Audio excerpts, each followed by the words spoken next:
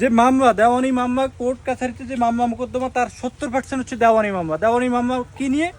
নিজেদের মধ্যে হয়ে থাকে, বাগ বটোয়ারা নিয়ে, কম ব্যাস নিয়ে, ক্রয় বিক্রয় নিয়ে।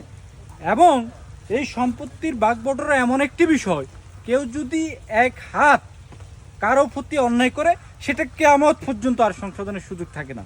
সেটা কিয়ামত পর্যন্ত এই অন্যায় ওয়ারিশ ক্রমে, পর্যায়ক্রমে এই অন্যায়টা চলতে থাকতে হতে পারে। এই জন্য উচিত হচ্ছে, নিয়ম হচ্ছে, আপনি যখন বাগ বটোয়ারা বন্টন করবেন সেটি সহিভাবে করতে হবে। এবং শুধু বাগ বটোয়ারা বন্টন না, আপনি ক্রয় করতে গেলেও সেটি মাপ যোগ পরিমাপ করে নকশা দেখে, যারা আমিন আছে এক্সপার্ট তাদেরকে সাথে রাখতে হবে, পারলে আইনজীবীকেও রাখবেন। এবং আমিনদের কাছ থেকে লিখিত নকশা, সেটা যে মতামত সেটি নিয়ে নেবেন। এটা একটা রিটেন ডকুমেন্ট।